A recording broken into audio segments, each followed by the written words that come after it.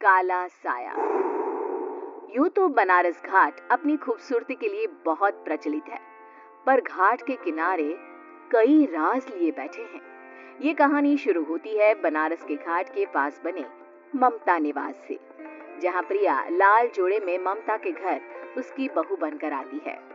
आओ आओ बहू, घर को अपने पैरों से पवित्र करो। ममता घर की दहलीज पार कर ही रही होती है कि अचानक एक बहुत गंदी सी बास पूरे घर में फैल जाती है।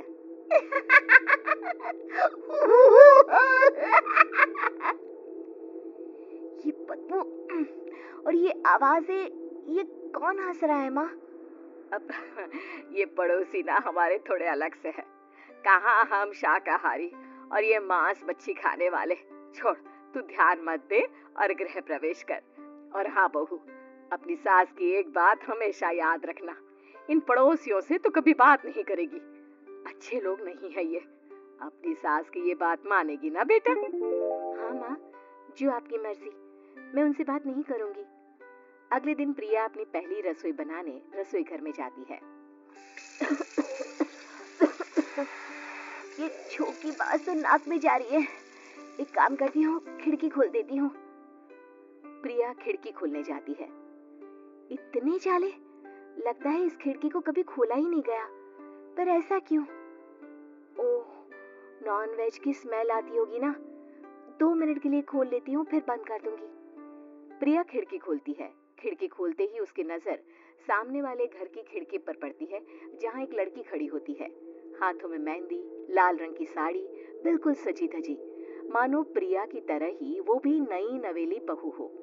वो प्रिया को देखकर मुस्कुराती है। हे भगवान, माँ ने तो इनसे बात करने को मना किया था। प्रिया फौरन ही खिड़की बंद कर देती है और तवे पर चढ़े रोटी की ओर देखने लगती है, पर वहाँ रोटी न होकर मछली पड़ी होती है। ये क्या? पहली ही रसोई में इतनी बड़ी गलती। हे भगवान, अब मैं क्या करूं? प्रिया बहुत डर जाती है और फौरन रसोई की सफाई करने और फिर सभी के लिए खाना बनाने लग जाती है। जब वो सबको खाना परोसती है, सब तो ठीक है, मैं बेकार में चिंता कर रही थी।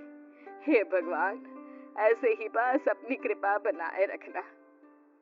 रात के वक्त जब सब सो रहे होते हैं, तब प्रिया को पायल की आवाज सुनाई देती है, जिससे उसकी आंख खुल जाती है। ये पायल की आवाज कहाँ से आ रही है? प्रिया उठकर उस आवाज के पीछे छत की सीढ़ियों तक जाती है। तभी उसे बच्चे के रोने की आवाज आती है। प्रिया छत पर जाती है तो क्या देखती है? वही लाल साड़ी वाली लड़की अपनी गोद में एक नवजात बच्चे को घुमा घुमा कर सुला रही है। तभी प्रिया की नजर उसके पेट पर पड़ती है। ओह गॉड, ये तो प्रेग्नेंट भी है। सुनिए, बच्चा सो नहीं रहा है क्या? मैं कुछ मदद करूं? नहीं नहीं, आपके घर वालों को अच्छा नहीं लगेगा, मैं संभाल लूंगी। स्नेहा की गोद से बच्चा हाथ मारकर प्रिया की गोद में आने को छटपटाने लगता है। दोनों घर अगल बगल में बने होने के कारण प्रिया उस बच्चे को गोद में ले लेती है। प्रिया के पास आते ही वो सो जाता है। बच्चे का वो स्पर्श रात भर प्रिया भूल नहीं पाती और अगली सुबह वो छत पर कपड़े सुखा रही होती है, तभी उसे एक औरत इशारा करके बुलाती है। स्नेहा कह रही थी, बाबू तुम्हारी गोद में आते ही सो गया। मैं गौरी, स्नेहा की माँ हूँ।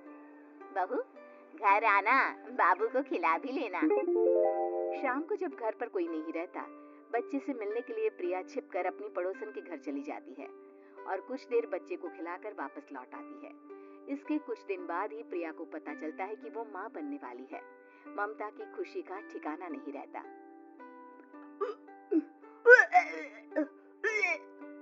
माँ जी, पता नहीं क्यों उल्टी आ रही है। प्रिया भागती हुई वॉशरूम में जाती है तो हरी और लाल रंग की उल्टी करती है। उस उल्टी में से कीड़े निकलते हैं। ये क्या? खून और ये कीड़े! माँ! माँ!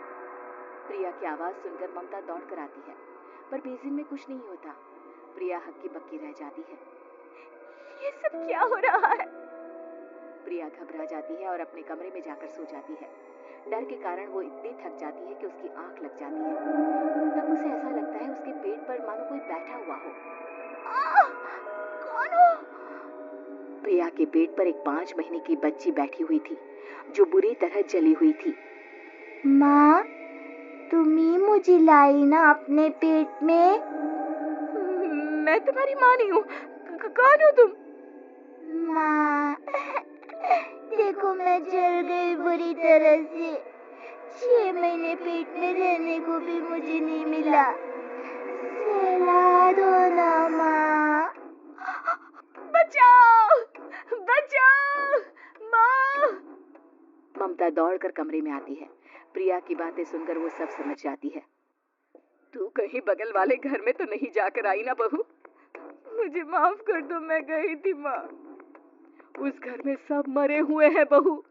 कई साल पहले स्नेहा उस घर में बहू बनकर आई थी। कुछ ही दिन में वो एक बच्चे को जन्म देने वाली थी।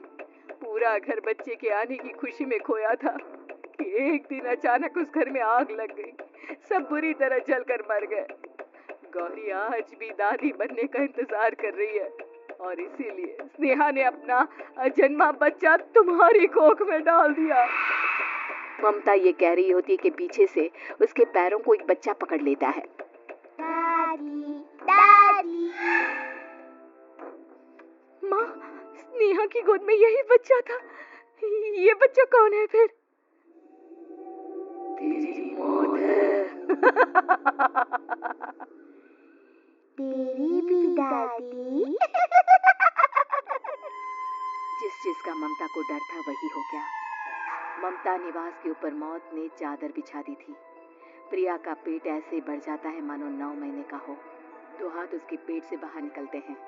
बहू, संतोष को फोन कर, किसी पंडित जी को बुला बहू।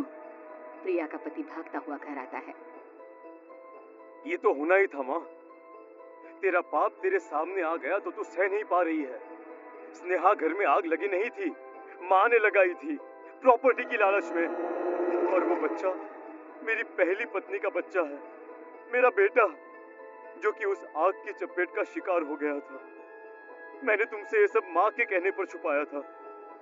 मुझे माफ कर दो प्रिया। तुम अगर चाहो तो यहाँ से जा सकती हो। मैं तुम्हें किसी भी बंधन में रखना नहीं चाहता। मेरी शादी हुई है आपसे, मैं आपको छोड़ नहीं सकती, पर उससे पहले हमें स्नेहा, उसकी माँ और बच्चे की आत्मा की शांति करवानी होगी। संतोष और ममता गौरी के घर जाते हैं। अंदर सब कुछ जला हुआ होता है। जमीन पर जली हुई लाशें बिखरी हुई थी। ममता रो रो कर अपने करने की माफी गौरी से मांगती है। प्रिया स्नेहा के घर वालों का अंतिम संस्कार करवा देती है और ममता निवास फिर से आत्माओं के साए से मुक्त हो जाता है।